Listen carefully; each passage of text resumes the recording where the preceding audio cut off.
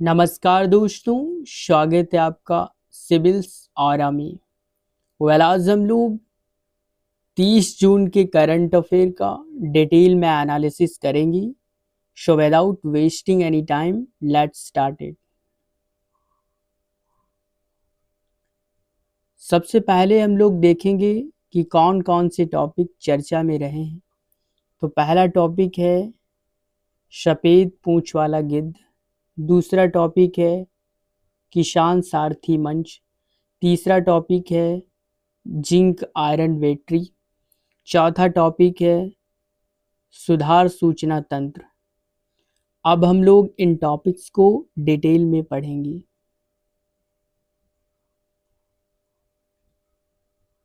पहला टॉपिक है सफ़ेद पूंछ वाला गिद्ध। तो ये टॉपिक जीएस पेपर 3 पर्यावरण एवं पारिस्थितिकी से रिलेटेड है। चर्चा में क्यों रहा है? हाल ही के राष्ट्रीय सर्वेक्षणों और शोध पत्रों के अनुसार भारत में सफ़ेद पूंछ वाले गिद्ध की आबादी में ऐतिहासिक गिरावट आई है, इसलिए टॉपिक चर्चा में रहा है।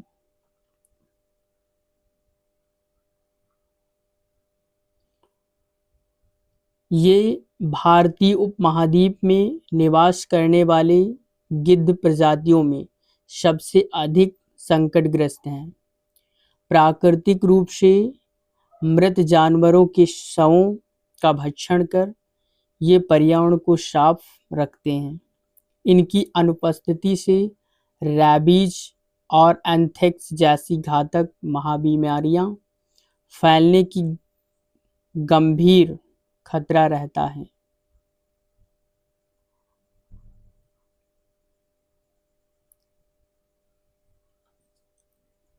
वैज्ञानिक नाम एवं पहचान।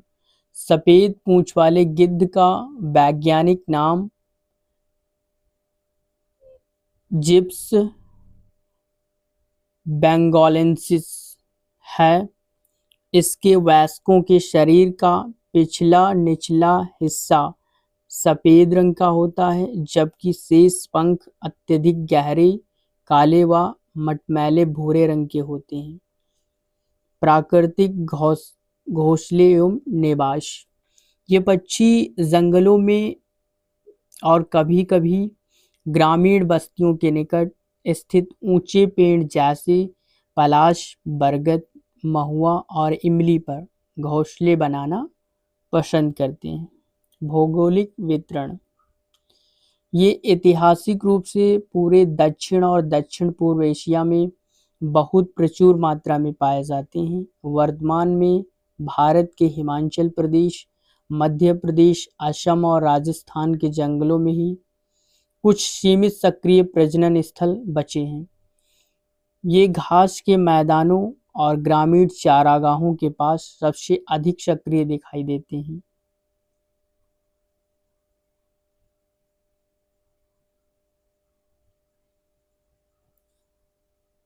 सफ़ेद पूंछ वाले गिद्धों की कानूनी स्थिति।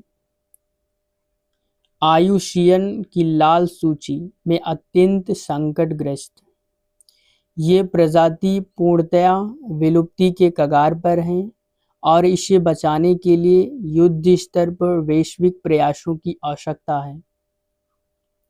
WPA 1972 शेड्यूल 1 भारतीय वन्यजीव संरक्षण अधिनियम के तहत इसे शेर और बाघों के समान देश में सर्वोच्चतम कानूनी सुरक्षा प्रदान की गई है।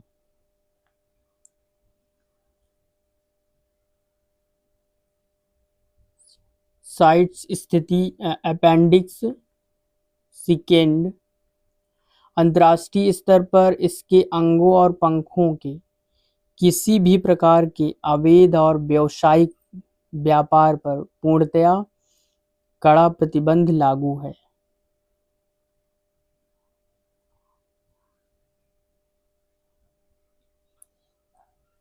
गिद्धों की विलुप्ति के प्रमुख कारण कौन से हैं? तो 99% पशु चिकित्सा दवा डाक्लोफेनाक। मवेशियों के इलाज में प्रयुक्त दर्द निवारक और सूजन रोधी दवा डाक्लोफेनाक गिद्धों की मौत का मुख्य कारण है। जब गिद्ध मृत पशुओं का मांस खाते हैं तो यह दवा उनके शरीर में प्रवेश कर जाती है, जिससे उनके गुर्दे फेल हो जाते हैं। भारत सरकार ने इसके पशु चिकित्सक उपयोग पर पूरी तरह से प्रतिबंध लगा दिया है। अन्य प्रतिबंधित दवाएं एक्सिलोफेनाक और कीटोप्रोपेन भी उतनी ही विषैली हैं। इन पर हाल ही में प्रतिबंध लगाया गया है।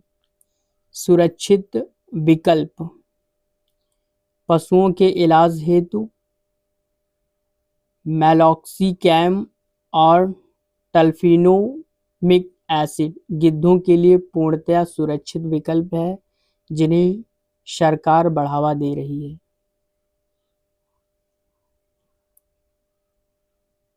विगत वर्षों का प्रश्न यूपीएससी प्रीलिम्स 2012 में पूछा गया प्रश्न है, भारत के कुछ हिस्सों में गिद्धों की आबादी में तेजी से गिरावट के लिए निम्नलिखित में से कौन सी दवा मुख्य रूप से उत्तरदायी रही है? तो स्टेटमेंट 1 है एस्पिरिन, स्टेटमेंट बी है डेक्लोफेनाक सोडियम, स्टेटमेंट सी है इपोप्रोपिन प्रोफेन और डी है पैरासीटामॉल। तो ऑप्शन बी राइट है, डेक्लोफेनाक सोडियम।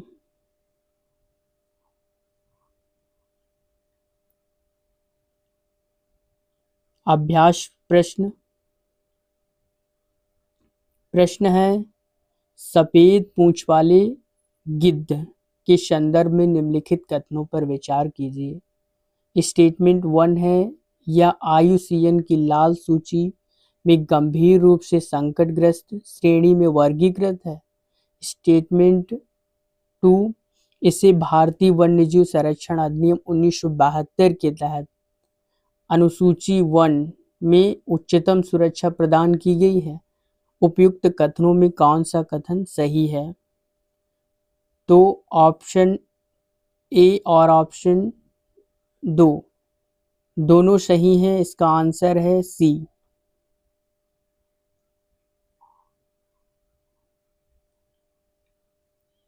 दूसरा टॉपिक है किसान सारथी डिजिटल मंच।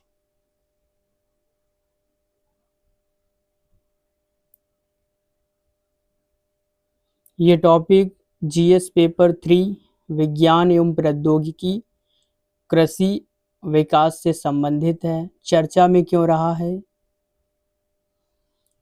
हाल ही में भारत सरकार ने देश के सुदूर क्षेत्रों के किसानों तक उन्नत कृषि तकनीकी को आसानी से पहुंचाने के लिए किसान सारथी डिजिटल प्लेटफॉर्म के एक नए उन्नत संस्करण का अनावरण किया है, इसलिए टॉपिक चर्चा में रहा है।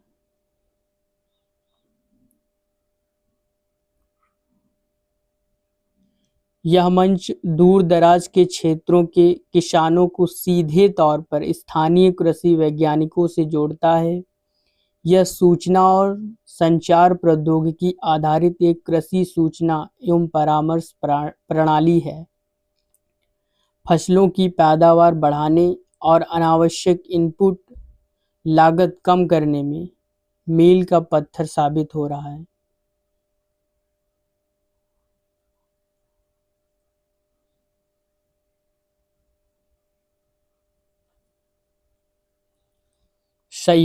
सहयोगात्मक प्रयास। यह विशिष्ट डिजिटल प्लेटफॉर्म को भारत सरकार के 2 प्रमुख मंत्रालय द्वारा संयुक्त रूप से डिजाइन और संचालित किया जा रहा है। भारतीय कृषि अनुसंधान परिषद, जो कृषि अनुसंधान और उन्नत कृषि पद्धतियों का वैज्ञानिक डाटा प्रदान करता है, दूसरा है इलेक्ट्रॉनिक्स और सूचना प्रौद्योगिकी मंत्रालय, जो इस संपूर्ण डिजिटल बुनियादी ढांचे को सुचारू और सुलभ बनाता है। बहुभाषी संचार सुविधा, यह मंच किसानों को अपनी स्थानीय भाषा और क्षेत्रीय बोलियों में सीधे सवाल पूछने और वैज्ञानिकों से तत्काल समाधान प्राप्त करने की अनुमति देता है। कृषि विज्ञान केंद्र बैकअप, इसके बैकअप एंड पर देश भर के हजारों कृषि वैज्ञानिक केंद्र के वैज्ञानिक तैनात रहते हैं, जो स्थानीय समस्याओं को त्वरित समाधान करते हैं।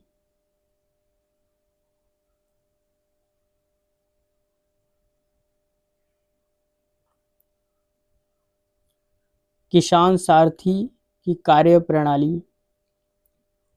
समस्या प्रेषण, किसान अपने मोबाइल फोन से फसलों में लगने वाले कीड़ों, बीमारी या मिट्टी की समस्या की तस्वीर या लघु संदेश ऐप के माध्यम से भेजते हैं। वैज्ञानिकों का मार्गन, किसान सारथी का बुद्धिमान डिजिटल सिस्टम इस सवाल को बिना किसी विलंब के सीधे संबंधित जिले के कृषि विज्ञान केंद्र के पास ट्रांसफर करता है। समाधान प्राप्ति, स्थानीय वैज्ञानिक मिट्टी की स्थिति, मौसम के पूर्वानुमान और स्थानीय कारकों का त्वरित विश्लेषण करके कस्टमाइज्ड और व्यवहारिक उपाय वापस भेजते हैं।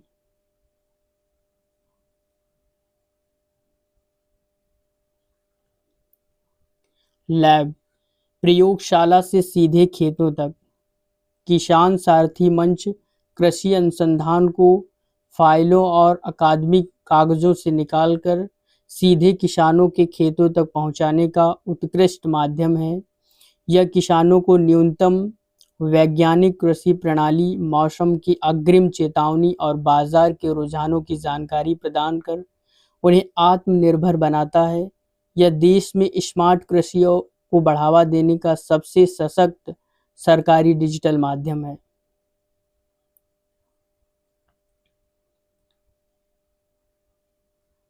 विगत वर्षों का प्रश्न, यूपीएससी प्रीलिम्स 2015 में पूछा गया प्रश्न है, भारत सरकार द्वारा शुरू की गई किसान कॉल सेंटर और मोबाइल ऐप आधारित कृषि परामर्श सेवा जैसी आईसीटी पहल का प्राथमिक उद्देश्य क्या है? तो ए है केवल किसानों को फसल ऋण और वित्तीय सब्सिडी वितरित करना। बी है किसानों को उनकी स्थानीय भाषाओं में समय पर वैज्ञानिक कृषि जानकारी और सलाह देकर सशक्त बनाना। तो ऑप्शन बी राइट है। सी है सभी ग्रामीण कृषि भूमि के डिजिटल मानचित्र तैयार करना। डी है कृषि उत्पादों के लिए बिचौलियों के बिना न्यूनतम समर्थन मूल्य निर्धारित करना। तो ऑप्शन इसका भी राइट है। अभ्यास प्रश्न,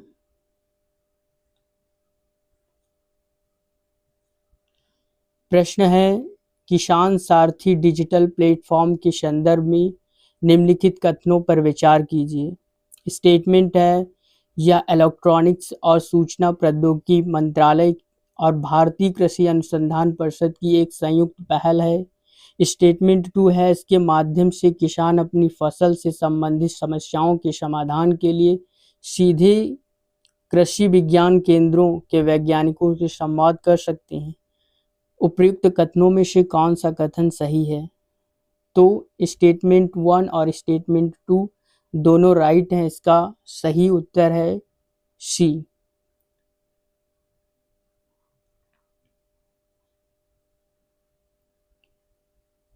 तीसरा टॉपिक है जिंक आयरन बैटरी। ये टॉपिक जीएस पेपर 3 विज्ञान एवं प्रौद्योगिकी से संबंधित है। चर्चा में क्यों रहा है? विश्व भर में इलेक्ट्रॉनिक वाहनों और ग्रिड ऊर्जा भंडारण प्रणालियों में तीव्र वृद्धि के कारण लिथियम की कमी और लिथियम आयन बैटरी में आग लगने की दुर्घटना चिंता का विषय बन गई है, इसलिए टॉपिक चर्चा में रहा है। पारंपरिक बैटरियों में उपयोग होने वाली ज्वलनशील कार्बनिक इलेक्ट्रोलाइट के विपरीत यह जल आधारित घोल का उपयोग करती है। जिंक प्रचुर मात्रा में उपलब्ध धातु है, जिससे इसकी निर्माण लागत काफ़ी कम आती है। यह रिसाइक्लिंग में बेहद आसान और पूर्णतया पर्यावरण के अनुकूल है।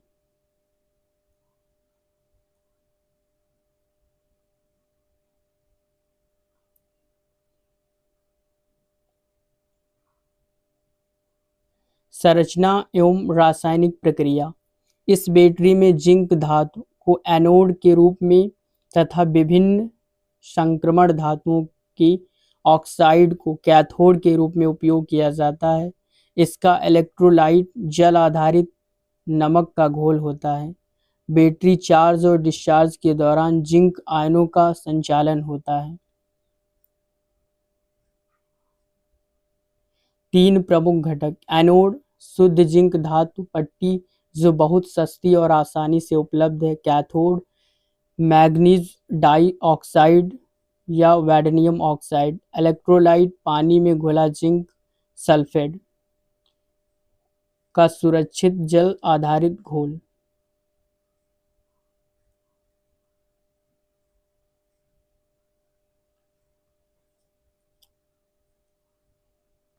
गैर ज्वलनशील।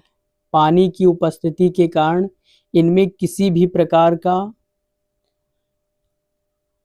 थर्मल रनवे नहीं होता है, जिससे आग लगने या फटने का शून्य खतरा होता है।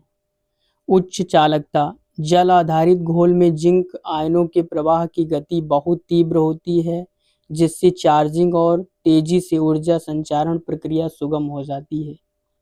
आसान विनिर्माण।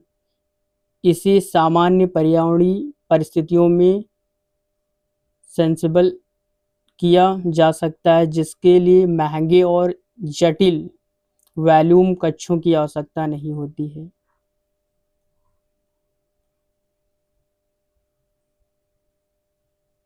तुलना। विशेषता। जिंक आयरन बैटरी, पारंपरिक लिथियम आयरन बैटरी। सुरक्षा स्तर। तो जिंक आयरन बैटरी में सर्वोच्च और लिथियम आयन बैटरी में जोखिमपूर्ण। लागत एवं उपलब्धता। जिंक आयरन बैटरी में बेहद सस्ती और पारंपरिक लिथियम आयन बैटरी में महंगी। पर्यावरण प्रभाव। तो जिंक आयन बैटरी में वे इको फ्रेंडली है और लिथियम आयन बैटरी में हानिकारक। ऊर्जा घनत्व कम से माध्यम और इसमें ऊर्जा घनत्व बहुत उच्च है।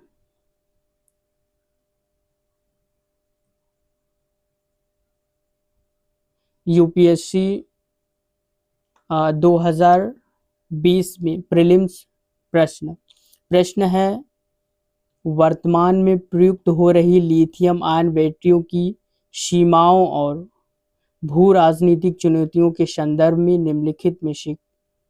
निम्नलिखित कथनों पर विचार कीजिए। तो स्टेटमेंट है, लिथियम आयन बैटरियों की कार्बनिक वलयक इलेक्ट्रोलाइट के रूप में उपयोग होते हैं, जो अत्यधिक ज्वलनशील स्वभाव के होते हैं। स्टेटमेंट 2 है, लिथियम और कोबाल्ट के वैश्विक भंडार कुछ ही चुनिंदा भौगोलिक क्षेत्रों तक सीमित हैं। अब इसमें कौन सा आंसर हो सकता है? तो स्टेटमेंट 1 और स्टेटमेंट 2 राइट है।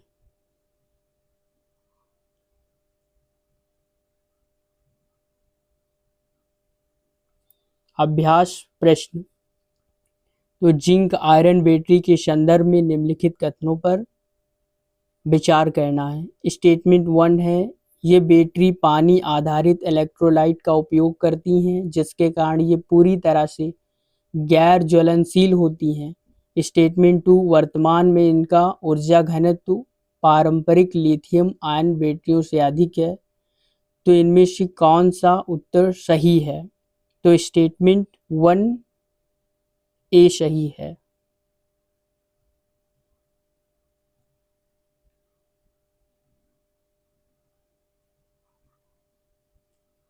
चौथा टॉपिक है सुधार सूचना तंत्र।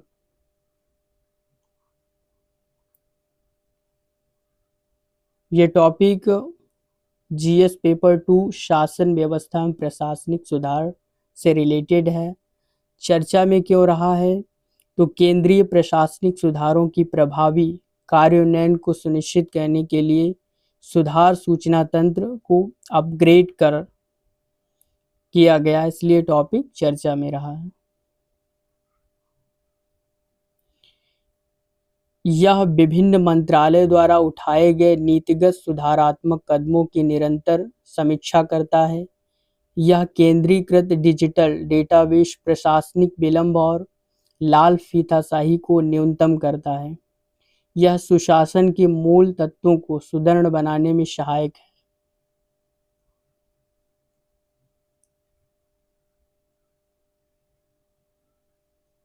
तो सुधार सूचना तंत्र का मुख्य उद्देश्य पारदर्शिता लाना, प्रशासनिक कार्यों की ट्रैकिंग और पारदर्शिता बनाकर जनता और संबंधित विभागों को रियल टाइम डेटा प्रदान करना, त्वरित गतिशीलता, सरकारी फाइलों और योजनाओं के अनुमोदन में लगने वाले समय को कम करना तथा लाल फीताशाही को समाप्त करना, अंतःविभागीय समन्वय, विभिन्न मंत्रालयों के बीच बाधाओं को दूर करना और एक सहयोगात्मक प्रशासनिक वातावरण का निर्माण करना।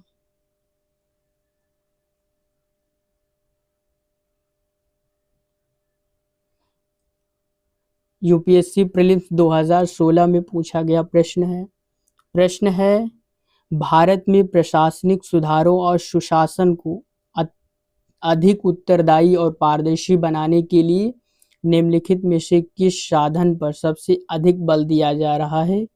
तो स्टेटमेंट 1 है सिविल सेवाओं में अधिक पदों का सृजन करना, बी है ई गवर्नेंस और सूचना प्रौद्योगिकी आधारित डिजिटल निगरानी प्रणाली, तो ऑप्शन बी राइट है। सी है प्रशासनिक स्तरों पर कड़े दंड प्रावधान लागू करना, डी है निजी कारपोरेट गवर्नेंस मॉडल का पूर्ण रूप से अनुसरण करना, तो ऑप्शन बी इसका राइट है।